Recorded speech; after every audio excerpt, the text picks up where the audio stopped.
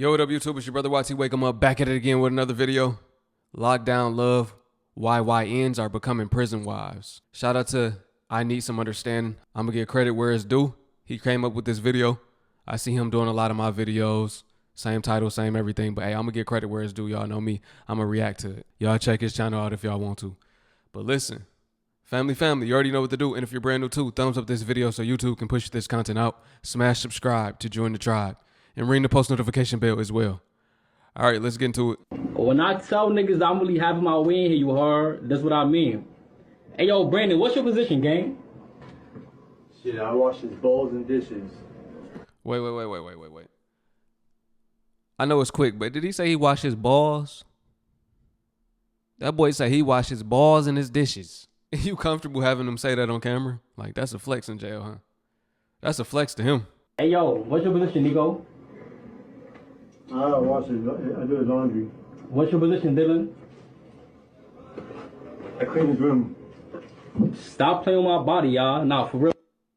I wanted to make this video to shed some light on what really goes on behind the scenes in jail. Oftentimes it's glamorized and people glorify what actually really happens. And when a lot of men come home from jail, they oftentimes, lie or just refuse to tell what really went on during their time. In this video. Yeah, that's true. It's kind of like Vegas, man. Prison is kind of like Vegas from what I hear. What happens in prison stays in prison, right? It's people in there doing the unknown. They're not going to tell you what they was doing in there. They're going to act like it was all gravy. Nah, it wasn't nothing like that. That don't even be going on in there. Nah, it's stories. It's stories all out on the internet. That's what this video is about. Listen, I'm going to see if he going to talk about it, but y'all probably know what I'm talking about. Let's get into it. Let's keep it going. I'm going to break it down a little bit further. You see is three men, and essentially they're this gentleman's slave, and he has each different tasks for each one of these individuals, one being washing his laundry and washing his balls. I mean, this is absolutely insane, and you really got to think about the next time you're going to commit a crime that you could put yourself away for 5, 10, 15, or maybe the rest of your life. I want you to think back to this video. World dance anthem to a 30-year prison sentence.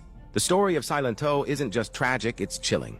In 2015, Silent Toe had the whole world dancing with Watch Me, Whip Nay Nay. The song skyrocketed, the memes took over, and the Atlanta teen behind the hit became an overnight sensation. But behind the fame was a storm quietly brewing. Fast forward to 2021, a shocking turn. Silento real name Ricky. Hawk was arrested in connection to the shooting death of his own cousin, 34-year-old Frederick Rooks. At just 23, the same artist who once performed for millions now faced life-altering charges. Now in a Fulton County courtroom, the 27-year-old rapper has pleaded guilty to voluntary manslaughter, aggravated assault, and multiple gun charges. As part of a plea deal, Hawk has been sentenced to 30 years in prison. They gave him a 30-year sentence, man. They gave him life. Not natural life, but that's a life sentence. I remember this. I think he just got sentenced too. Like this month. I saw this on Instagram. Yeah, he got 30. He unalived his cousin. I don't know what the reason behind it was, but I heard about this one. The killing was no accident. The case revealed signs of paranoia, mental health struggles, and a young artist spiraling under the weight of fame and personal demons. From chart topper to convicted felon, Silent Toe's rise and fall is a haunting reminder.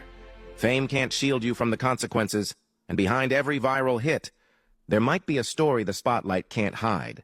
The dance we all remember, the downfall we never saw coming. Absolutely sad. But surprisingly, this is something that we see with musical artists all the time, especially when they have, a large record.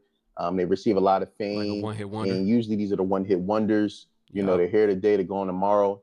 And then the next time you hear about them, they're getting into some type of trouble. And this yeah, exactly. The one-hit wonders, they can't seem to figure out nothing else to do with their life, right? Okay, you had one hit, probably blew the money, probably back in the hood. People still after you.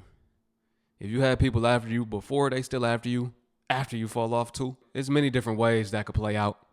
Being an artist that had money at one point in time, you probably got big-headed, thought you was on top of the world, made some enemies. Then all of a sudden, you fall off.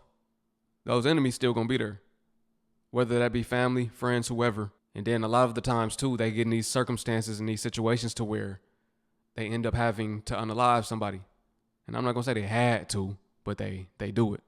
Hurricane Chris, he unalived somebody. If y'all remember him, hey baby, y'all remember him? He unalived somebody, but he beat the case. Self-defense. Then it's another guy. He from Cleveland. His name Q Money.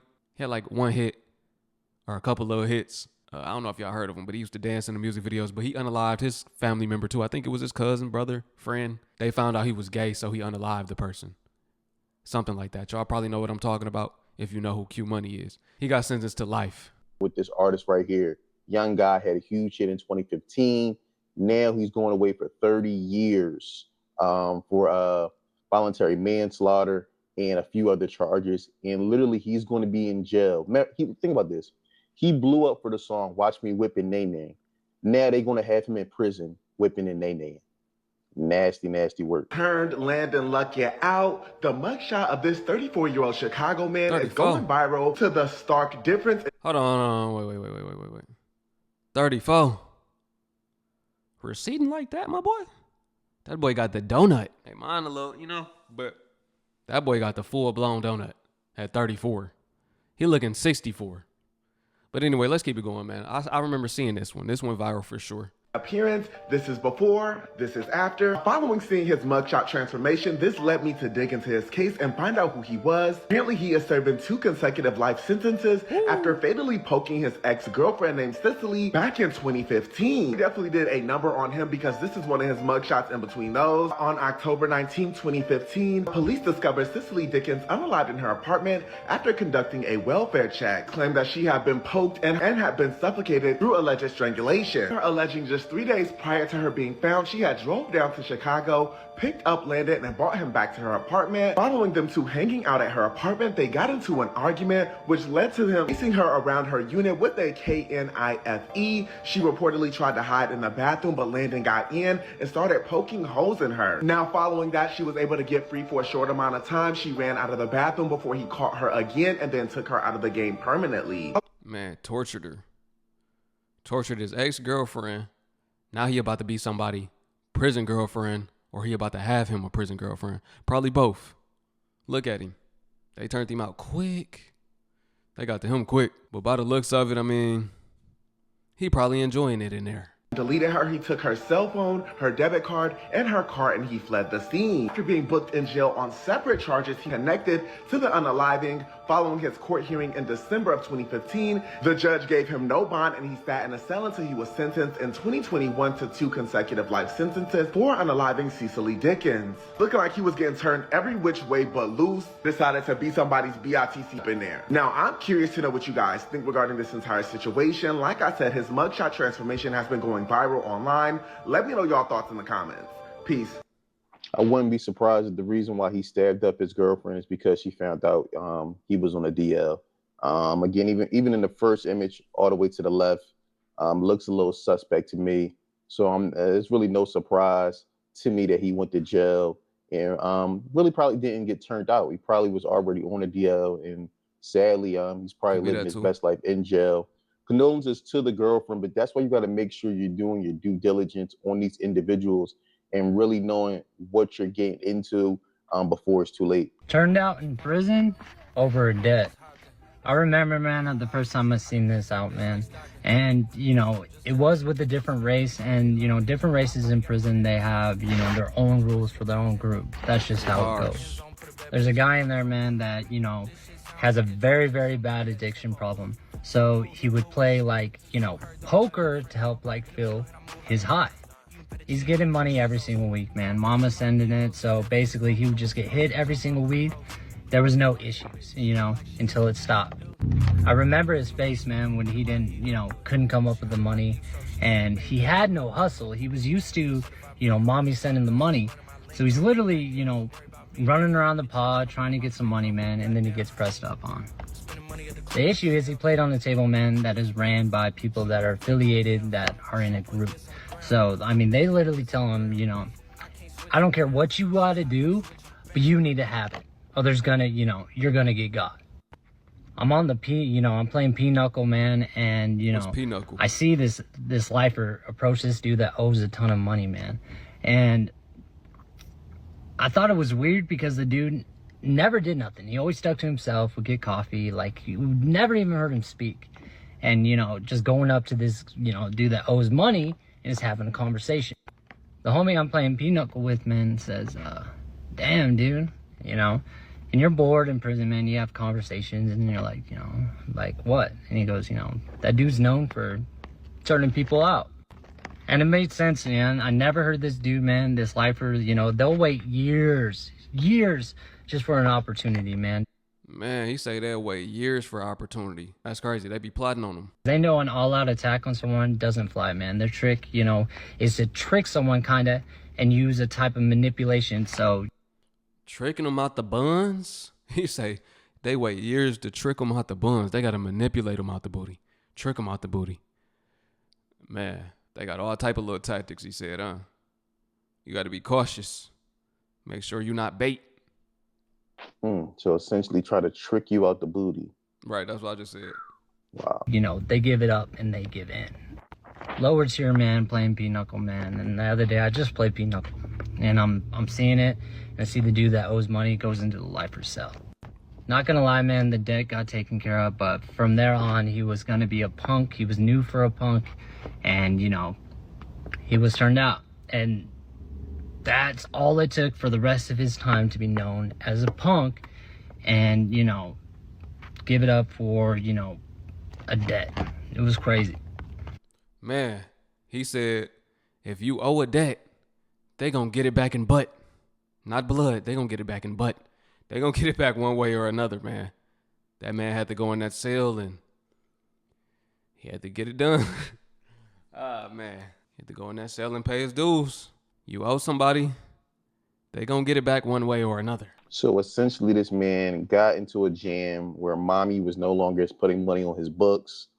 He owed a gambling debt, and this lifer approached him, and he, in exchange for the debt, gave up his booty.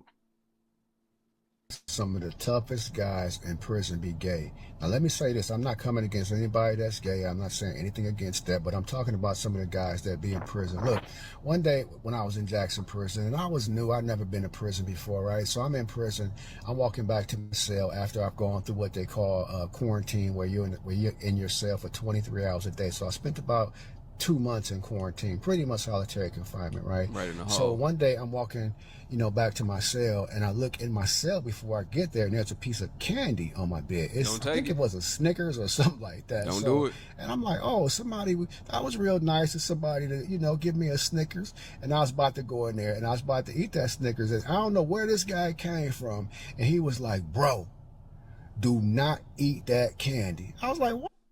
It's like he had an angel watching over him. He's like, hold on, wait, don't do it. Don't eat that candy, brother. Sound like he about to say, why not? It's a setup. Ain't nothing free, trust me. He said, don't you know in prison they put candy on your bed letting you know that they like you, that they want to get with you? If you eat that candy, you saying that you belong to somebody. I was like, what? See, I didn't know none of this stuff when I got in prison. And I remember one other time in prison. Just like the previous clip we talked about, they try to finesse or trick you out the booty. So what that guy said in the previous clip is definitely spot on. In prison, when you're in there, every so often they have to do a head count to make sure that nobody's escaped from prison, right? So they're doing a head count at this one time, right? And so they're looking for these 2 guys, and they're missing. So they're thinking that somebody tried to escape, right? So alarms go off, blah, blah, blah. They end up finding, it was this real little guy and this real big guy. They end up finding these guys inside the stall, inside the bathroom stall, and this big guy got this guy off the ground up against the wall, just wearing him out sexually. This is what you see every day. Just one more story. He said every day. Think about the things that inmates see on the day-to-day. I know they messed up mentally. That's why they come home traumatized. It's only so much they gonna tell you. They're not gonna tell you what they witnessed. Not entirely.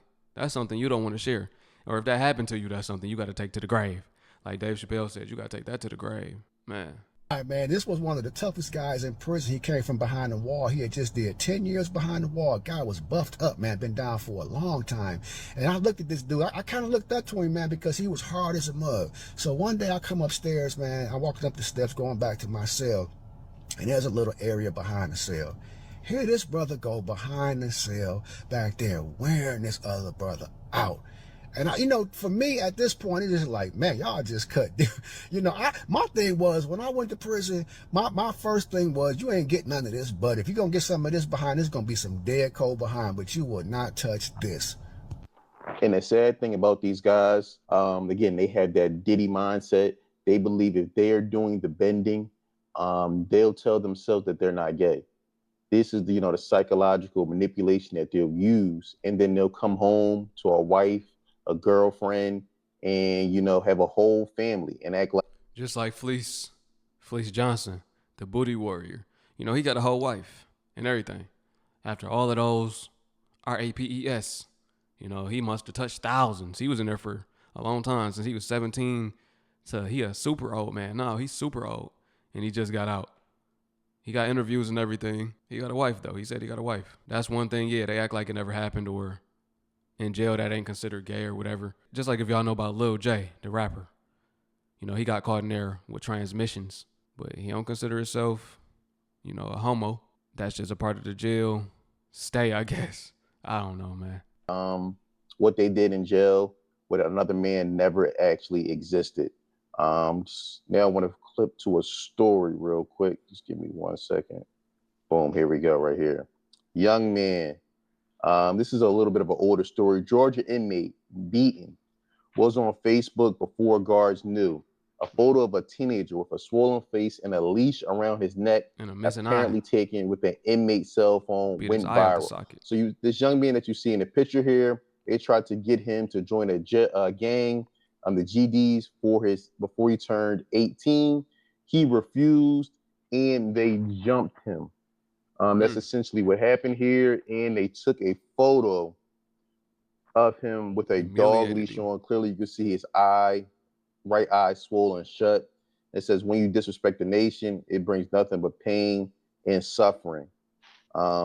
Again, these are the type of stories that you don't hear about, but that are very, very, very real. Just think about the psychological damage that this is going to do to this young man, 18 years old, almost beaten to death. Then they put a dog leash on him, take a picture, and this was uploaded to Facebook, went viral. He's never going to be the same again. Let's think about the type of pain he's going to be carrying, and hate that he's going to have towards other black men. Now, I know a lot of people are going to say, man, I feel bad for him because he shouldn't have been in jail in the first place, but this is still a child. He's still a juvenile. So, maybe he didn't have the proper upbringing. It could be a lot of reasons why he's in this situation, but understand he's going to be 18 years old, and eventually when he gets out, he's going to be carrying this type of hate towards other black men.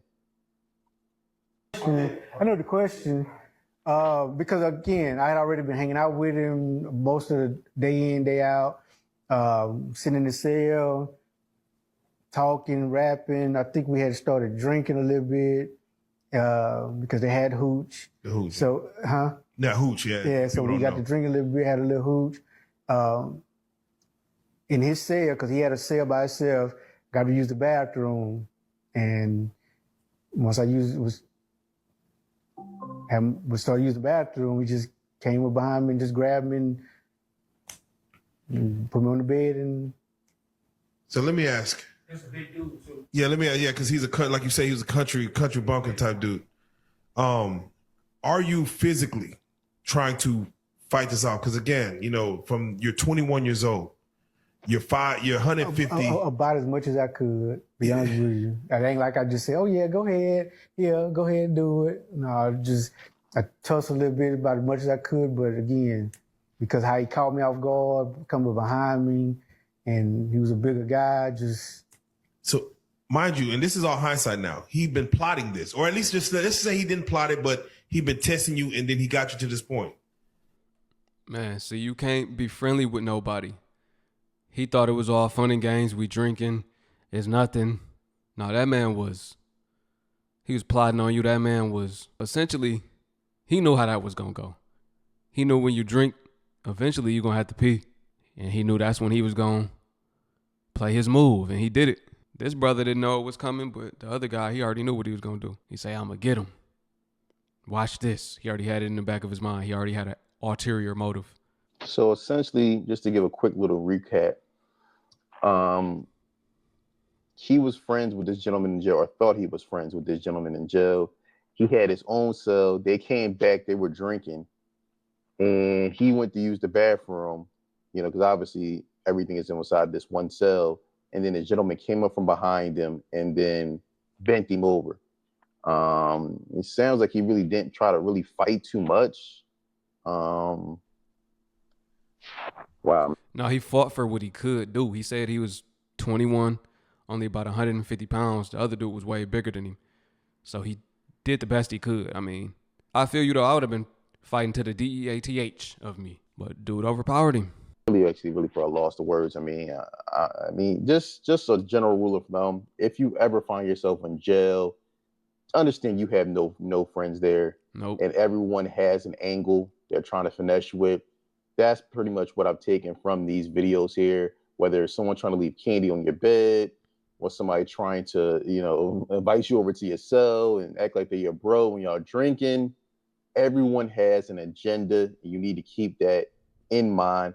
But let me know what you think in the comments below. I look forward to hearing from you. Don't forget to like, subscribe. That's tough right there, man. YNs are turning into jailhouse wives, getting finessed out the booty. Man, yeah, you can't have no friends in jail. Them people got an ulterior motive. They plotting on you. And they been in there way longer than you most times, or the person that they pulling this move on. Let me just say that. I'm not going to say you, because hopefully you don't end up in there. But they've been in there way longer than the person that they're pulling this move on. The person don't even know that it's coming. Yeah, I'm lost for words too. Listen, man, just make sure y'all stay free. Y'all don't want to be in this predicament. Y'all don't want to have to deal with that. That'll leave you scarred for life. I'm not going to lie to you. And that's tragic, man. You hear stories that, that don't go on. That's all fabricated. That's lies. It's not really like that. I hear it depends on the jail you in. Like the feds ain't really like that. But it depends on the jail you in. It's always going to be some people like that. If you've been to prison before, drop it below in the comments, man. Let me know. And let me know some of the tragic stories. Let me know some of the worst things you've seen in there. But hopefully we don't got nobody in the comments that ever been through nothing like this. That would be great. But if we do, then you done seen some things that done traumatized you. But welcome home, if so. I hope you're not too institutionalized, and I hope you was able to bounce back and you don't ever go back. Peace to my Hebrew family. Shalom. I will catch y'all on the next one.